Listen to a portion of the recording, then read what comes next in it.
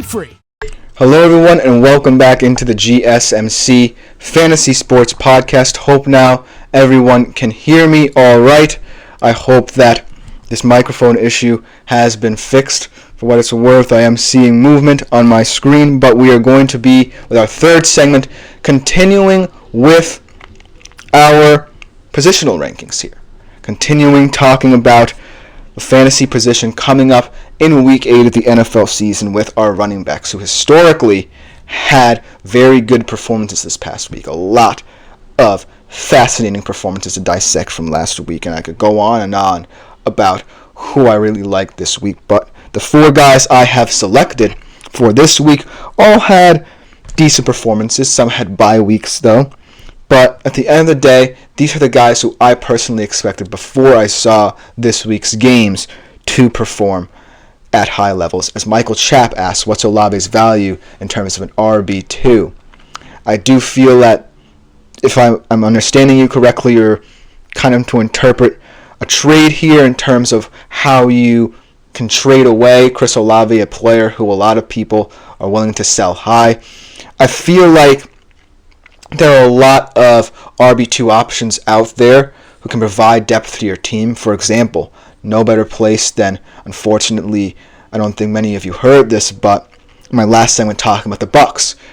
A very deep running back room there, a lot of versatility in it, in terms of the Colts as well. Now guys like Sermon and Goodson are going to get a lot more touches too. So if you're looking in terms of trade value and understanding the worth of Chris Olave, I do think there are options either via trade or through the waiver wire that can really help you if you're looking to sell him high. But that's just my opinion. Good luck to you in your fantasy football exploits.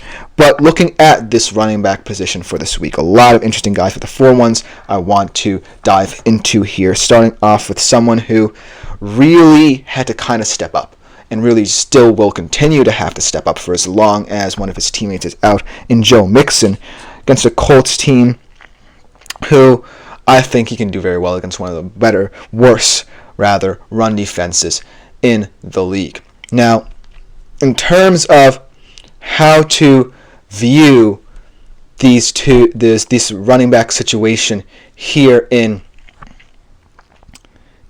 Texas, I feel like Joe Mixon is someone who's going to really carry a lot of the load. We've seen Damian Pierce and Cam Akers have good moments in this offense, but for the time being, for as long as Nico Collins is out, it's the Joe Mixon show.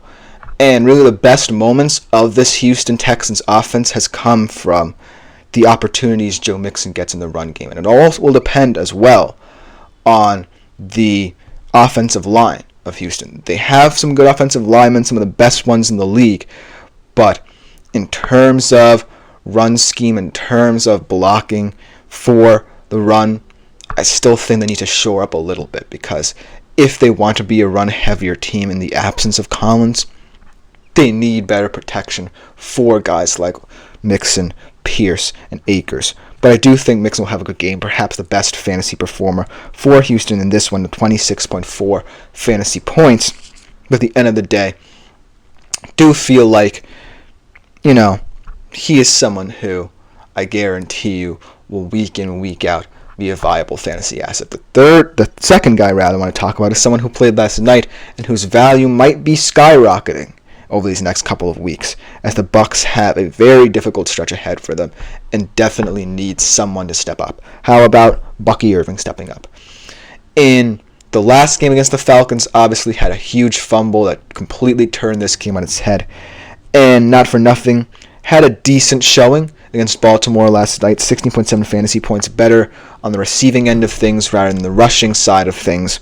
But in this Bucs running back room, there's been no more dynamic player, in my opinion, than Bucky Irving. I think that White had a lot of good plays last night, but he's someone who's more of a first down back. If you're looking for someone who can extend the play, someone who understands his role in this offense, most importantly, is perhaps the best receiving back in this backfield, it's Bucky Irving. Against the Falcons, the running back depth for both of these teams will be the story, in my opinion.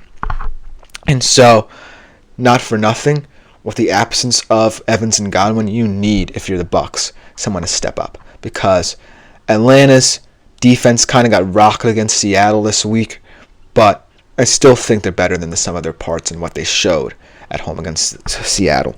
But I do think that Bucky Irving is still someone to be valuable, someone who you may have picked up off the waiver wire and had a bit of qualms about, but I still think he's going to be very consistent, especially now given the dire straits the Bucs are in. And that's just my opinion about him. Let me know if there are other guys you would like to see step up from a fantasy perspective in this Bucs offense, but really, I'm looking at this running back room to carry them. I still value Baker because he can be unhinged in these kind of situations where he just throws all caution to the wind and just goes out there and tries to be himself. But I do think if they're able to bring out the best traits in all three of these running backs, they can find consistency and maintain it in this offense. And then let's talk about a running back who, like I said, was on a bye this week, DeAndre Swift. Kind of been on a heater these past couple of weeks from a fantasy perspective. As someone who picked him up in the draft, I was a little apprehensive about him, knowing his history, knowing that while he has had good seasons throughout his career, he has bounced around certain teams, and finding himself in Chicago, not necessarily the best of situations for, say, a running back, but over these past 3 weeks, really showing up for this offense. And it's going to be integral for this playoff push the Bears feel like they can have down the stretch here in their more manageable schedule. So, look for DeAndre Swift to still be effective. This is a big game that could move the barometer for me in terms of how I view the Bears going up against the Commanders. And, yes, the Commanders, obviously not the best defensive team, and their defensive performances that have been good have come against teams like the Panthers last week. So I can't take much stock in what DeAndre Swift will be able to do against a defense like the Commanders. But I do feel like if Jaden Daniels doesn't play, all the pressure will be off the Bears and on the Commanders. So look for DeAndre Swift and co. to take advantage of that. And I do feel like Caleb, even though he will perhaps be the far superior quarterback from a talent perspective in this game if Mariota plays, will sometimes have to lean on a guy like DeAndre Swift to break down a Commander's defense in terms of getting him comfortable and have him mature throughout the game and prove that he was the right choice for them, because this potentially was going to be a matchup of the number 1 versus number 2 picks, but that's up in the air right now. And so it's going to be on his secondary weapons, and also for Mariota if he starts as well, but more so for Caleb to step up, and DeAndre Swift has been doing it these past couple of weeks and has been someone the Bears can rely upon in their rise in the NFC. So hopefully after a bye, getting a couple weeks rest, coming back from London after that game against the Jags where they looked their most impressive, acclimating back to, the American body clock, hopefully they'll be ready to go against Washington, because Washington, no matter who's playing quarterback, looks pretty ready as a contender in the NFC. But I digress. The last running back that I want to talk about had a little bit of an injury this past week against Minnesota. Did not necessarily play as much or as well as a lot of people were expecting in this game, but still someone who I really think is still one of the better fantasy running back options out there, and that is David Montgomery. Only had 8 fantasy points, kind of let Jahmyr Gibbs run the show in the backfield after, the little injury mishap that befell him. But I do think that if he's healthy, he is still the guy they're going to go to out of the backfield there in Detroit. I think that Jahmyr Gibbs is someone who can hold it down. It's kind of the anchor of that backfield in certain situations, like he showed against Minnesota. But David Montgomery, as Andre said, Puka is back. Big news for fantasy football managers, Los Angeles Rams fan, and Matthew Stafford alike. But I did not expect that news to come as I said, my fantasy team is going to be unstoppable. I did not expect this news to come out as soon. I thought perhaps, from what I heard, Puka might be sitting out another week. But that is fantastic news. Kudos to you for pointing it out. Kudos to you for your fantasy team getting stronger. And yeah, I'm really excited to see how Puka reintegrates himself back into what could begin to become an exciting Rams offense.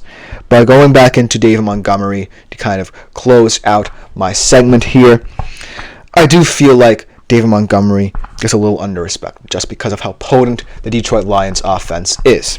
But at the end of the day, he is the engine room of what the Detroit Lions do, so to speak.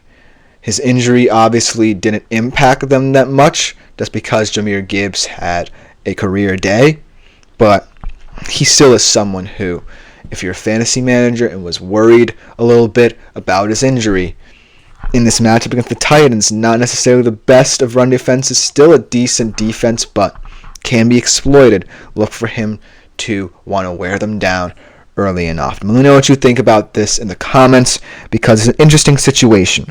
But coming up on the other side, I continue with my positional rankings here with my wide receivers.